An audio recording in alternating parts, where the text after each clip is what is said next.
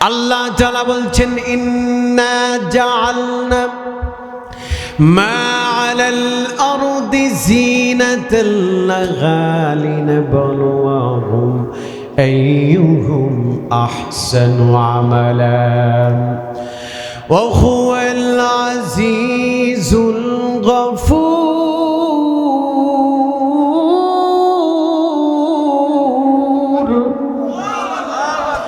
আল্লাহ তাআলা বলছেন গোলাম রে শোনো, পৃথিবীটাকে আমি সৌন্দর্যমণ্ডিত করেছি, আকাশ বাতাস তরুলতা আমি আল্লাহ চাকচিক্যময় করে দিয়ে পৃথিবীটাকে সাজিয়েছি।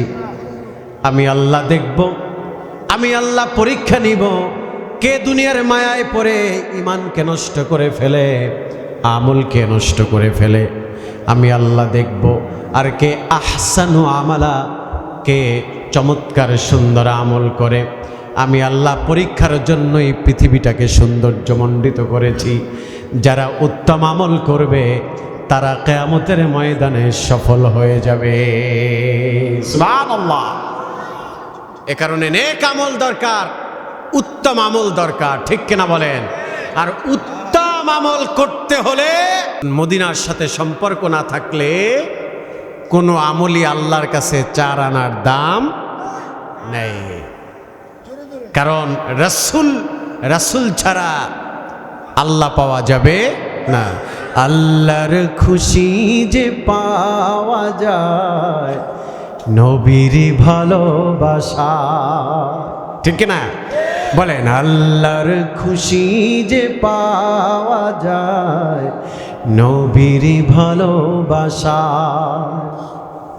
তোমায় ভালোবাসি রাসূল, তোমায় ভালোবাসি নবী, জান্নাতে থাকার আশায়। আল্লাহর খুশি যে পাওয়া যায় নবীর ভালোবাসায়। আল্লাহর খুশি যে পাওয়া যায় নবীর ভালোবাসায়। পড়েন আমিন। আমরা নবীর প্রেমিক হতে চাই কি চাই না? না সবাই বলে না চাই কি চাই না? চাই।